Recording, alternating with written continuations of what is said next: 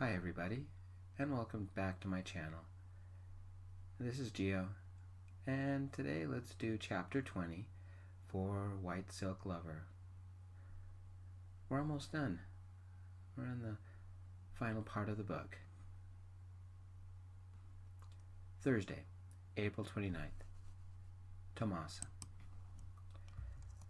One quick radio interview, a half hour of call-in questions, and then I sung a live rendition of one of my new songs.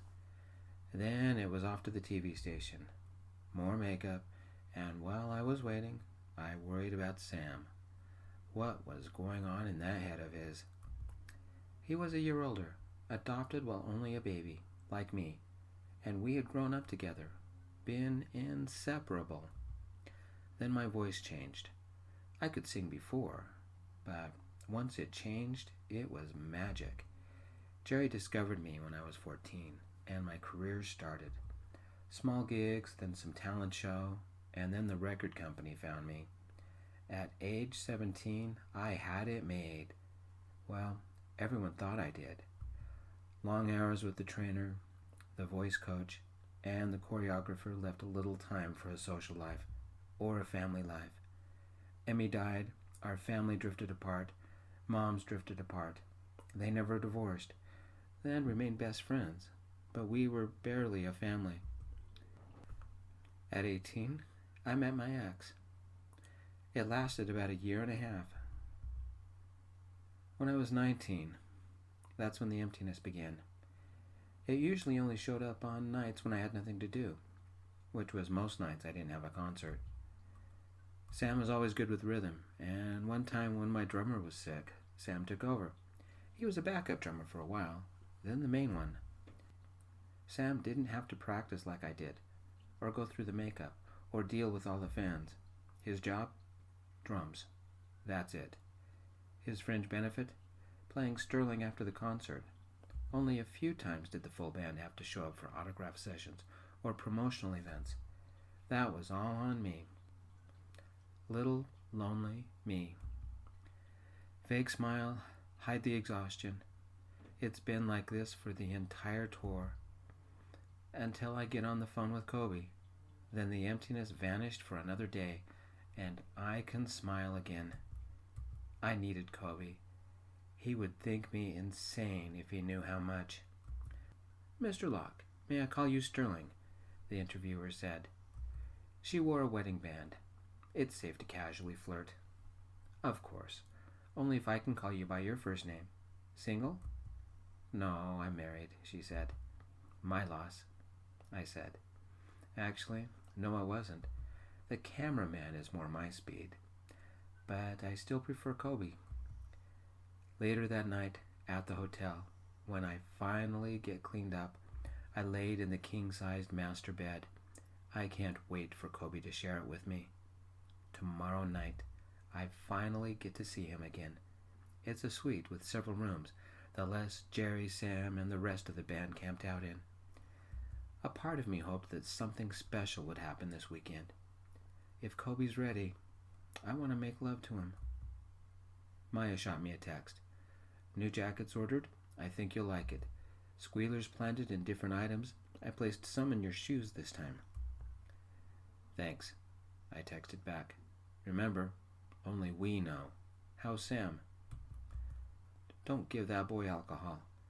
Drunk emoji, the one with 2 beer bottles. With a little more than a week left, there isn't time for our thief to strike again. What is there left to steal anyway? Lindsay's music? Sam's drumsticks? Javier's picks? The other conga drum? They better leave my underwear alone. I'm thinking too much. I need to call Coby to stay sane. He answered on the second ring. The schedule is pretty easy, I said over the phone. Tomorrow night is the party, and afterwards we can relax for a while.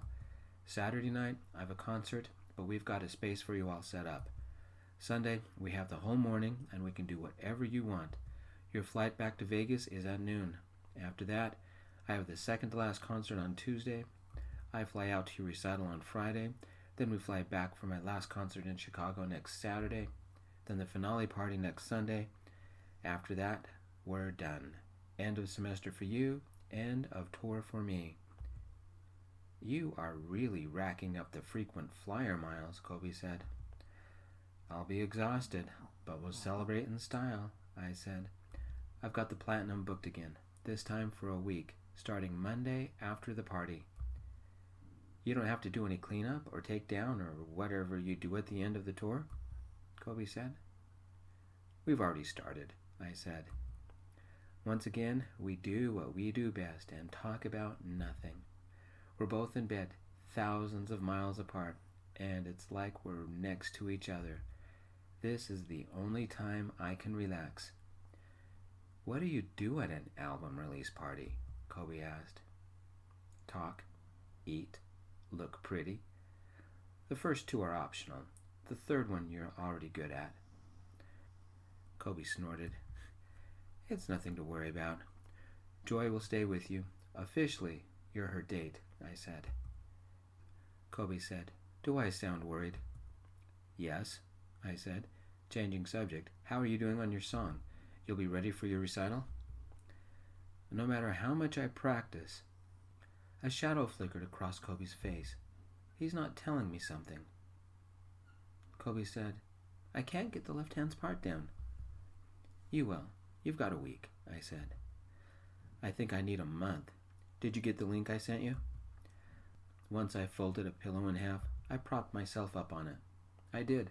There's only 6 of us who even knew that paper existed, and 3 are in Vegas. How do you think it got out? I told him about what Joey and Albert said. I didn't tell him about Jerry's attitude, or the blackmail issue. Elvis stole it and gave it back, Coby said, rolled up on his right hand and stared at his phone, his 234 tattoo visible on his left shoulder. Coby didn't mean to be, but sometimes he could be so sexy. Welcome to Vegas, weirdness capital of the world.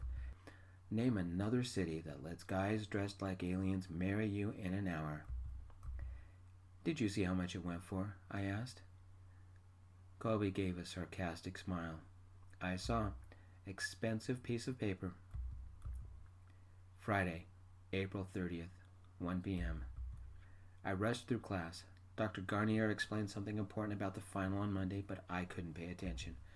Finally, I get to see Tomas tonight. Every night we chatted for hours, but seeing him in person is heaven. I can't believe it's happening. Tonight. But first, life. After class, I took the bus back home to pack my duffel. Something's waiting for me by the door in an overnight envelope. A package from Lincoln, Nebraska. It's not very big, but considering it's only carrying my future, it doesn't have to be. I'll look at it later. I stuffed it into my backpack. Tomas will think I'm a crazy idiot for buying it. So do I. Maybe if I work a lot of overtime, I can get my finances back on track. Yep, who needs electricity? It's ramen for me for 6 months. Yum. Is ramen vegan? I've never checked. Kelly swung by in her old car to take me to the airport. Friday, April 30th. Tomas. The day is finally here. Coby is coming tonight. Even though there is no concert today, it doesn't change the schedule. Morning meeting, vocal practice, workout with the trainer, early rehearsal. Sam's too busy with some project to make any rehearsals, or lunch. It's a good thing we have a backup drummer. I'm off with Les and Jerry to the Burger Shack and we talk baseball. Les is a huge fan. Then it's afternoon rehearsal with the new songs from the album. Sam graced us with his angry presence. Then I'm with the choreographer working on dance moves for the new video. Then makeup. It's the only time today I got to work on my songs, as long as I don't move my mouth very much. As we got closer to tonight, I couldn't seem to sit still. Every 5 seconds, I checked my phone. What time does Coby's plane land? Friday, April 30th. Coby. I got off the plane at the Lincoln airport, drained. The flight had lasted just under 3 hours, with only my carry-on and a keyboard. I didn't have to wait by the carousel. Part of me knew this was a bad idea. As Tomas and I drew closer and closer, He was bound to find out about me. If he did, my little bit of happiness was over. I had a worse, more immediate problem. As often as I tried, my fingers tripped over themselves on the keyboard. Halfway through the flight, I had to take a couple of aspirin and hoped for the best. When I walked out of the terminal, Albert and Joey waited for me by the black stretch limo. "There he is," Joey said. "How was your flight?" I swung the backpack off my shoulders. Long. The batteries to my keyboard ran out, so I had to practice without sound.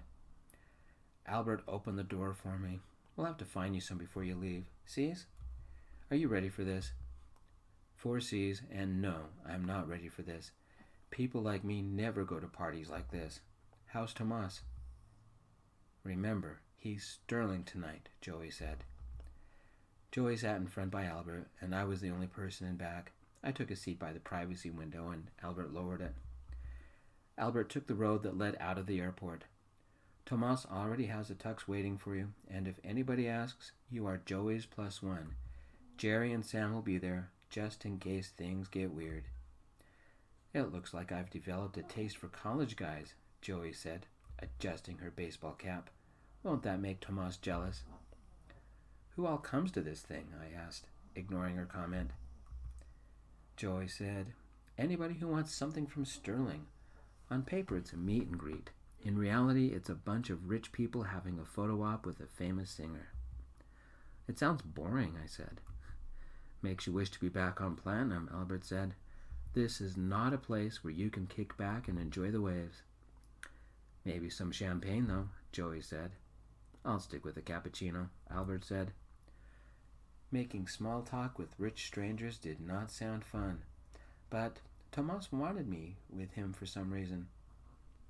I wasn't complaining, because it meant our nightly phone calls would be in person this week. 30 nights straight, not one night missed since we had met, and it never got old. As we grew closer, I wanted to tell him about the shame of high school and the year after, but I wasn't ready for that yet. Maybe never. The shame had never left. If Tomas ever learned about it, about what I had done, I would lose him.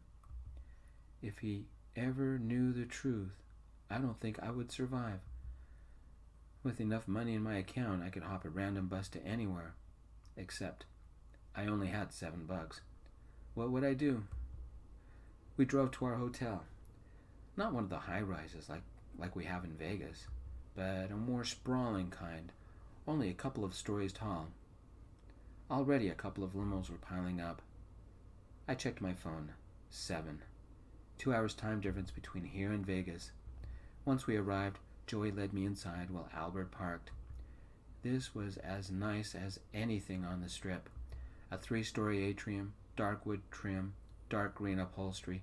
A fountain bubbled in the middle of the huge room surrounded by greenery, with a guy with a large fishnet cleaning it.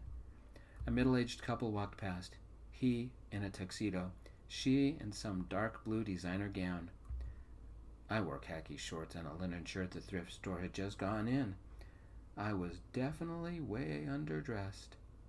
I double-checked to make sure I had cut the tags off.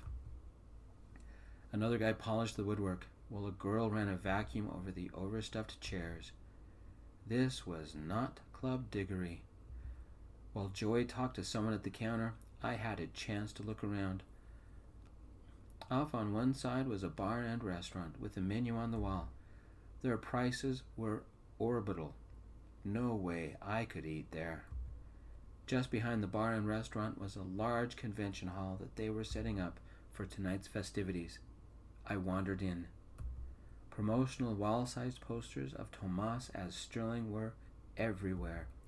On the stage was a podium with a large backdrop of Tomas's latest album. Caterers set up some type of food I've never seen before. A punch bowl stood on one end that smelled alcoholic. Bottles of champagne stood on another table. Workmen were bringing in more overstuffed chairs and tables, creating seating nooks. A picture by the stage was of Tomas's face, 12 feet high, black and white print with the eyes painted blue, and a little of the numbers tattoo on his neck showed. I could count all the piercings. Unshaven, eyebrows furrowed, eyes slightly scowling. It was Sterling, all right. But it was also my beautiful Tomas. Tomas's world was so rich, so extravagant, so over the top. Did I even belong here? I had never felt so tiny. Tomas hates them, Joey said, pointing to the giant portrait of Sterling. You can count every pore on his nose, and they usually Photoshop it to cover any zits. 2 hours of makeup, I said. And he doesn't dare drink anything because of the custom lips. He can use a straw if he's careful. All this for him? I asked. With a nod, Joey handed me a key card. And he hates it. Come on, let's get you changed. Sterling has a suite we'll be staying in. A suite? I said. The record company is providing a personal chef as well, Joey said, and led the way to an elevator. We went to the top floor and down a couple of halls. It opened into a place bigger than my biggest classroom. Large open living room / atrium with a kitchen on one side that was twice the size of my apartment. Formal dining room with a table for 8, a couple of side rooms, a deck, cream walls, beige carpet and tile, white couches and chairs, a large spray of flowers on the dining room table with a small banner that said, "Welcome, Sterling Locke." They had a stainless steel kitchen and a woman in the kitchen making something that smelled like grilled steaks. I don't think they were the kind normal people could afford. We don't live in the same world, I said softly. Sam came in from the other room wearing a tux and bow tie. That's because Tomas doesn't let us. If anybody needs me, I'm at the bar. As Sam left the suite, Joey came in, followed by Albert. Joey carried 3 garment bags. Albert carried a couple of suitcases and a grocery sack. He landed them on the couch. Gift shop had some batteries. Will these work? Albert handed me the sack. The sack contained 8 C batteries. Thanks. How much do I owe? Nothing. Everything is charged to Sterling. Take it up with Tomas later, if he even gets a bill, Albert said. Joey looked through the 3 garment bags and pulled one out and handed it to me. This one's yours. You ever worn a tux before? Nope, I said. Get as far as you can. We'll help you with the rest, Albert said, nodding to a door. Culture shock again. The bed was bigger than my apartment. Tomas's clothes lay on the bed, neatly folded. A portable table was set up by a big screen TV, covered with used tattoo peel-off papers and makeup, odd gunmetal gray magnets that must be his piercings, and a bald mannequin head. Poor guy. 2 hours of this before every event. At least I'll finally get to meet Sterling. How hard could a tux be? I opened the bag and pulled out a jacket, a shirt with double buttonholes, a little bag of odd metal bits, some strange piece of fabric, pants, and shoes, plus an odd long strip I guessed to be the bow tie? This was going to be harder than I thought. 10 minutes, a YouTube instructional video, and Albert knocked on the door. Do you need a hand? Only with the tie, I said. When I walked out, Albert was already dressed and Joy was brushing her blonde hair out. She wore a black sleeveless, and she stepped close, and within seconds she had my tie done. Don't worry, Albert can't do his either. With that, we were off to the prom I had never been to. Joy had her left arm looped in my right, and Albert's arm looped in her right.